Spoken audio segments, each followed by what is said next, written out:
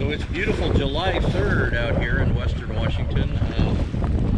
It's about 55 degrees. We're looking for a little rain today. It's misting on us. Water temperature here, we're at Lake Sammamish, I should have said that. Water temperature here is almost 70 degrees. We fish hawked it this morning and went down in the water. The water temperature gets down to about 56, down around 30 to 35 feet. So we're doing a little speed trolling, prospecting. We're pretty familiar with this lake and where we pick up fish and where we don't, but we're trying a little bit of speed and a little bit of cover in water this morning just to see what we could dial in. My suspicion is they'll be a little bit deeper today than they have been in the past. This lake's beginning to stratify. It's probably, in the deepest parts, it's right around 100 feet, but it's a much shallower body of water than we were on yesterday at Rife Lake. So this one's going to stratify a little quicker, obviously, than that one would. And that one's at about 800 feet elevation, and this one is pretty close to sea level. So water temperature's warmer. We're going to have to go a little deeper. All of that is a pretty elaborate way of saying that we're transitioning here from Leadcore to Downrigger. Now, we fished this last time we fished it probably 3 weeks ago or so with Leadcore, and we're running at the limits of our hybrid Leadcore setups there. We were running 6 colors, and we were out probably 4 or 5 easily catching the fish, and we could probably pull that off here today too. But to be expedient to fish that deeper water, we're going to go on to the Downriggers today. Now, this is a single pole lake. You can't fish 2 poles here. We'd be fishing an extra one just to prospect. But we're running 2 Downrigger rods, same rods we were running yesterday, both kokanee rods, 2 to 8 kokanee rods. I'm running braid. Pete's running monofilament on that one. Shouldn't make that big of a difference. All the leaders are fluorocarbon. We're running 2 fish hunt shoot speed spoons, so we were. Pete gave up on that and went to the Castmaster pretty quick because that was really producing for him yesterday. And I'm going to probably transition to a different spoon as we slow down here, because that one will work at slower speeds, the speed spoon will, but it's not quite as aggressive and active. So probably talk a little bit more about the transition from Downrigger to Leadcore. Really been enjoying our Leadcore setups. I'm sorry, from Leadcore to Downrigger. We've really been enjoying the Leadcore setups in the shallower fishing, you know, down to, let's say, 15 or 20 feet, because there's a lot less gear, right? The downside of that is you've got a lot more line out. So you got 6 colors of Leadcore out and maybe some backer. You could be 300 feet behind the boat, versus a Downrigger rod, you can get down to 30, 35 feet. You maybe have 90 feet of line out, depending on how much lead you put back behind the ball. So it's a matter of expediency for one, and also the fish feel drastically different. You know, on a Leadcore rod, you need a little bit of, in my opinion, need a little bit of a heavier rod, a little bit more backbone, just to support that weight that you're dragging when you're fishing off of a Downrigger. All the weight is supported by the Downrigger, and you can use a lighter rod. So if you're using, let's say, a naked spoon on a Downrigger rod, when you get into that fish, all you got on there is the fish and the spoon, so it's a really fun fight. So we'll see how this develops. So we just picked up a little trout on that speed spoon on my side. Pete's hooked up on his side, and he's running a Castmaster again. Confidence bait.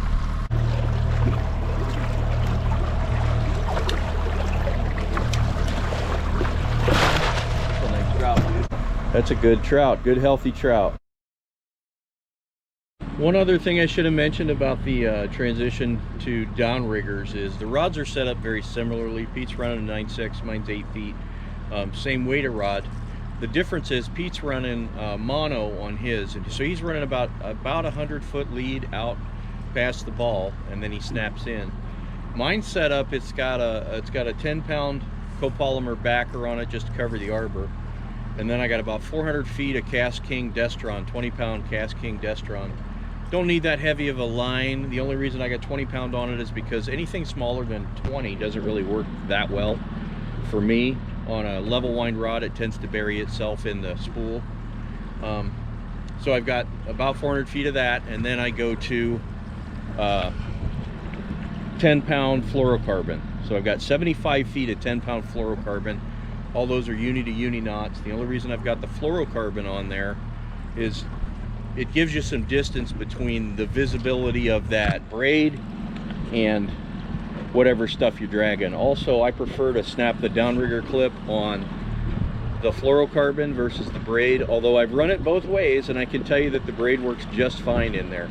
That braid I'm running is a 4-carrier braid. There's tons of different braids out there. You don't have to be married to any particular braid, but that one I've just been running because I've got quite a bit of it. I got it on a lot of my rods. It seems to work really well. It's fairly limp, and I'm running a blue color that I can see pretty easily. Like I said, if you're running a fluorocarbon top shot or leader, the visibility of the braid is not a huge deal, but I just wanted to touch base on that part. I don't know if I ever described it. Mike's hooked up on that little Clio. First fish on the Clio up here today. Fished pretty well yesterday.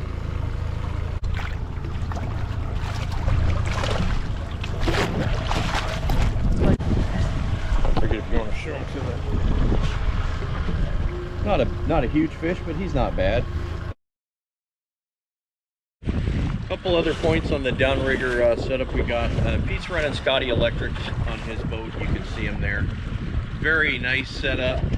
It'll automatically come up when you hit the button or hit the switch, you know, when you're fighting fish, or if you need to bring it back up to restack your lines. I've got manuals. We both started fishing manuals years ago. I've still got manuals on my crappy little boat, but manuals work fine. So if you're thinking about getting into the downrigger part of it and you don't have the stuff on your boat now, the manuals work fantastic, especially for trout fishing. It depends on how deep you're fishing, right?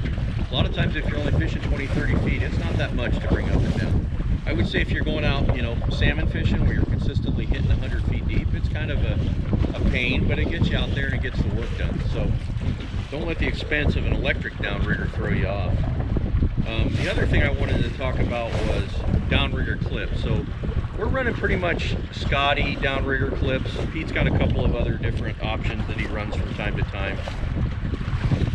The clips are adjustable. They have a little adjustment here for tension. So depending on the size of the line that you put in there, you can vary it to a certain depth. Everybody's got their own little idea of how, you know, what works best. I would suggest that if you're new to it, that you just experiment with a little bit about what holds your line just right, because it's a fine balance between releasing all the time when you're trying to load the rod and never releasing when the fish hits. If the fish are finicky and they're biting soft, you're gonna have a hard time getting them to release at all. But it also has something to do with how much resistance of the water, how much gear you're dragging, as to how you want that downward release set. The other thing about these clips is obviously that's a dual lock snap. That goes right on the ball.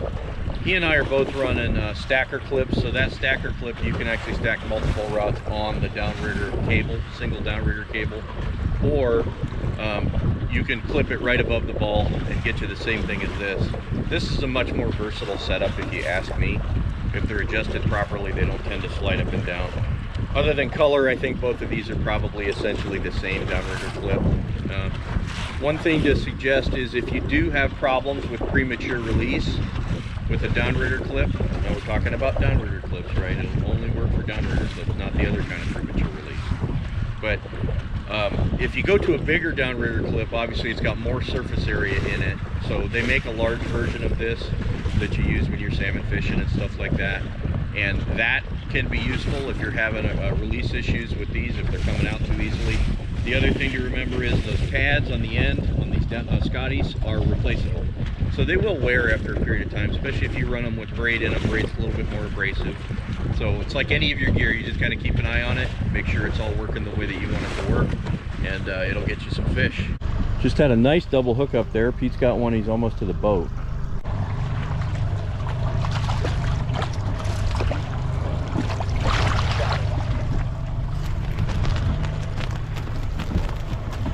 You can probably see there Pete's running that wedding ring spinner, which has been always a killer up here at Lake Sammamish. One other quick thing about downriggers while I have this out of the rod holder. That's a Scotty Orca rod holder that we've mounted on there, or Pete's mounted on there. Essentially the rod, you know, slides in there, snaps down, and when you pull up on the front of it, it'll unlock. So you just pick your rod up and out it comes. If you pull up on the back of it, well, that's not completely latched, but if you pull up on the back of it, it won't open. So it holds the rod securely, but it allows you to just pull that rod straight out of there. And the other thing he's added are these extensions that you can see right here. as they come, a regular Scotty rod holder is just mounted to the boom right here, and it allows you to, you know, put your rod in there parallel with the boom. The downside of that is it's not very adjustable. It gives you a fairly high rod tip, which I don't prefer. This gives you just some more versatility to spin it around side to side, come up and down. Especially when you raise it up, you can flat rod it out there or go up higher if you'd like. So that's the theory behind that. This boom will actually extend out, I believe, to either 60 or 72. I'm not sure. That we tend to run sometimes when you're salmon fishing. People run longer booms. We typically don't extend them out. We leave them about the same length. One of the advantages to a longer boom, obviously, is if you have a longer boom, it spreads your rods out. So if you're running multiple rods back here, it can be very helpful. A lot of times we don't have issues with running them the length we're running them, which is probably about 30 inches. So that's just kind of the general how it's all set up. He's also respooled these with braid, so you don't have quite the same issues with electrical charge as you do with metal. As I said, mine are the standard Scotty's, crank up and down. They still got the metal line on them, all that, but I'm running a fiberglass boat too. So in a metallic boat, I do believe that the electrical charge can make a difference. So that's why we're set up the way we're set up. Mike's hooked up. He went deeper. I think you were fishing 35? 37. 37 feet on that little Clio.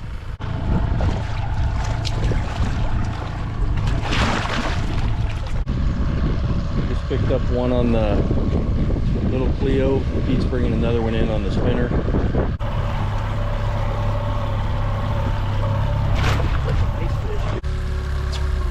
That's a nice trout. So we just had a double hook up there, one on a little Clio, and I never did get him in. And then Pete got one on that wedding ring. Spinners have been really good there. I just wanted to talk real brief about rods and the downrigger setup and that kind of stuff. There's my rod loaded. There's a lot of different schools of trains of thought out there on loading a downrigger rod and that kind of stuff. You can load it more than that, less than that. It's really personal preference, fielder's choice, but I feel like if you have the appropriate rod and you load it a little bit, when that fish takes a downrigger off the clip, that takes some of the slack out of the line. So that's why I do it the way that I do it. You'll see other people that say, hey, you don't need to load it that heavily, or maybe you need to load it heavier than that. That particular rod is an all glass rod, and it's obviously a slow action. You can see that. Pete's rod is loaded similarly. That rod is not quite as slow in action. I have a rod just like that too, and it's a very great downrigger rod. That one's a composite glass rod, so it's still got a good bit of backbone in it, believe it or not, for a light rod, and it's got a really soft tip, so it loads well into a downrigger. It's a little bit longer than what I'm running, and then we're both running the Lexa 100 reels. His is goofy and mine's correct, left and right. But a lot of the downrigger stuff is just trial and error. I started fishing downriggers. I started fishing them on a spinning rod, which you can do. It's just not the most convenient. I prefer a line counter. After I started fishing them, I started fishing spinning rods. I went to casting rods with a standard Abu reel, and then I went to a line counter, and I haven't turned back. On a lot of times on a downrigger, you don't necessarily need the line counter because you have a line counter on the downrigger, but it's nice to know how much lead you're putting out so you can hit consistent presentations, so you can count the amount you put back behind the ball if you're not running a top shot and you don't have a consistent index mark. But the other thing that you can do, and we'll show it a little later, is the stacking system that we use has a lot to do with using the line counter reel. So we'll talk about that in a little bit here and show you how that helps you index on depth. Mike's hooked up again with that little Clio.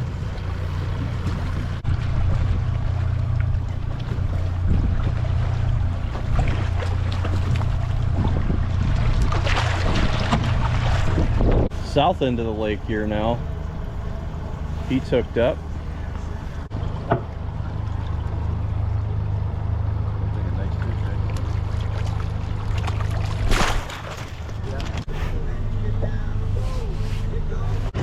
So we came down the south end of the lake. We were kind of giving up at the top and come down here and marking fish everywhere. And Mike's hooked up at 28 feet deep with a cripple minnow from Fish on Shoot. There could be a minnow. Could be a minnow.